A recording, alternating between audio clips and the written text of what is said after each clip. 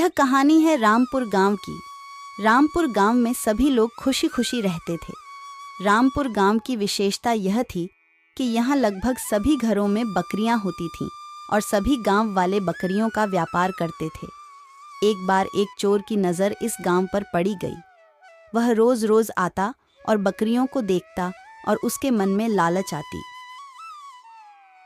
अरे वाह, भगवान जब भी देता देता छप्पर फाड़ के।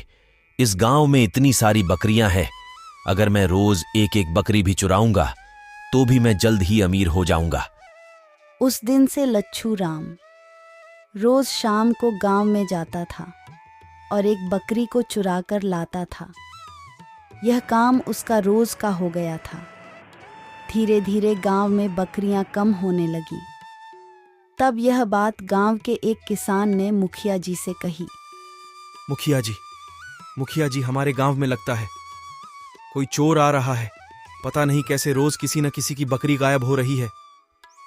मुखिया जी, कुछ करिए, नहीं तो ऐसा ही चलता रहा तो कुछ ही दिन में गांव की सारी बकरियां चोरी हो जाएंगी।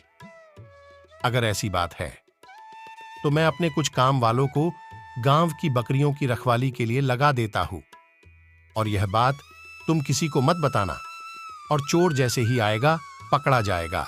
अगले दिन मुखिया जी ने कुछ काम वालों को गांव के आसपास नजर रखने के लिए बोल दिया था, और चोर जैसे ही दिखे उसे पकड़ लेना।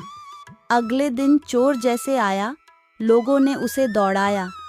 चोर को तो पकड़ नहीं पाए, लेकिन चोर इतना डर गया कि दोबारा उस गांव में नहीं गया।